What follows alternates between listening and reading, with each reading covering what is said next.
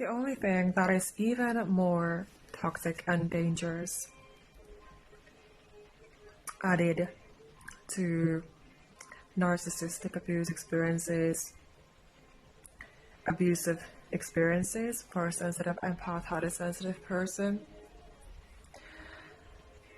is the toxic behavior from those who are supposed to help and support you, who betray you and your trust, who are not trustworthy, who don't clearly respect all that you are and all that you've been through, and who make it worse for you to be able to heal and recover and move on.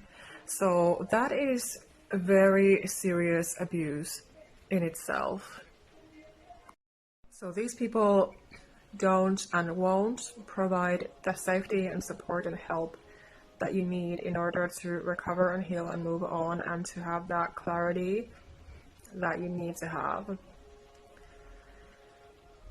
Because likely, if you cannot understand yourself, if you cannot understand what happened, it's a lot harder to be able to heal and recover and move on from the abuse, what you have experienced, especially if it has gone on for your entire life ever since childhood. So of course, naturally, you need and deserve supportive people, a supportive environment around you, a supportive life partner, or whoever it is that is supposed to help and support you and be there for you. So they should do that and not the opposite.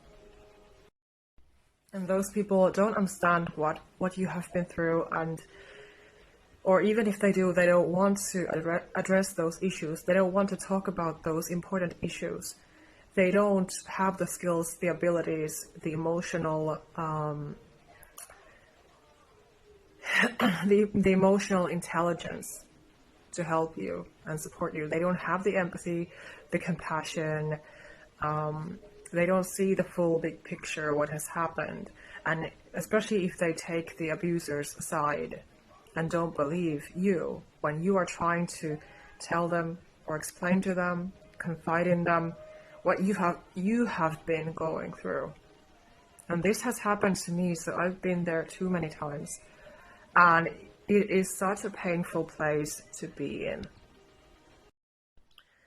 And especially now that it's Christmas next week, to survive the holidays, if you're basically being forced to celebrate Christmas with your loved ones who are toxic narcissistic people, for example, if your parent is a narcissist.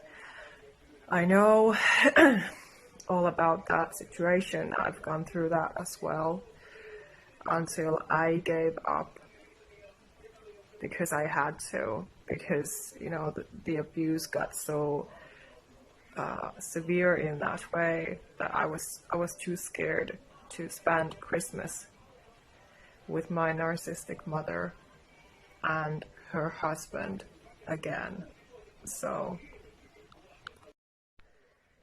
But I just wanted to mention Christmas because as a sensitive empath, I just be like I said just in my videos, you need to be able to embrace yourself and your sensitivity without being shamed for it, without being scapegoated and shamed for being who you are and what you are like. Because again, you are God's creation, you are God's child, especially when you are aware that you are a God's chosen one, or an archangel, human angel, starseed. You have a mission here on earth, and no narcissist should be able to destroy all of that. So I hope that you are safe. So the more you are able to embrace yourself, your sensitivity, your traits, you actually learn how to value time by yourself. And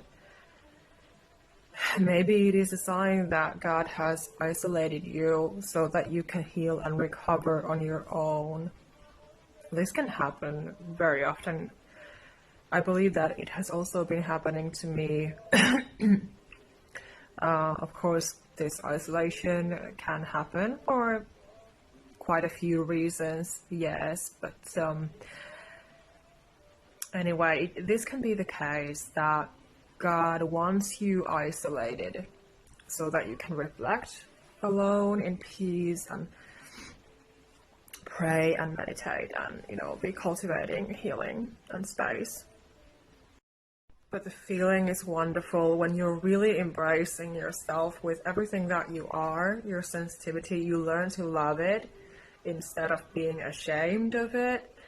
And you're protecting yourself, your peace, your energy, your health, and your loved ones from toxic people, toxic energies, negative energies.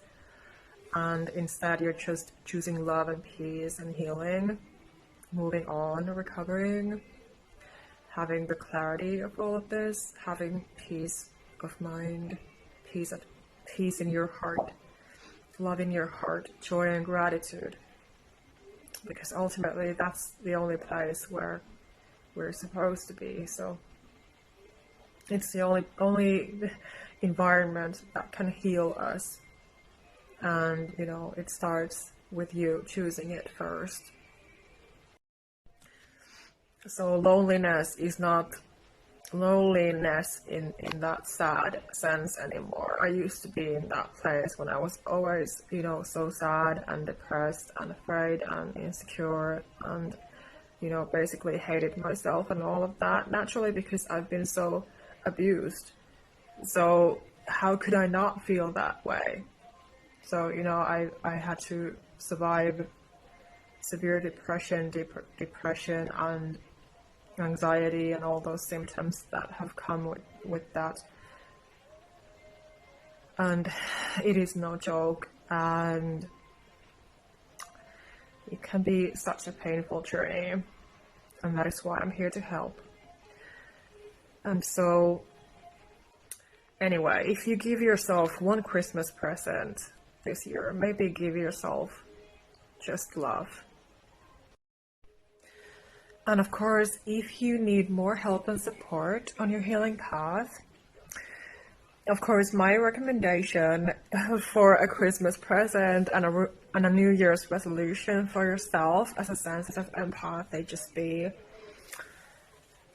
especially if you're a woman and you're looking for help and support after recovering from narcissistic abuse experiences, whether those narcissists have been your parents or your partner or your friends or co-workers, whoever it has been, but I understand that because I've gone through that path and I can help you. So buy my self-help book on Amazon and implement it and let it guide you through the worst.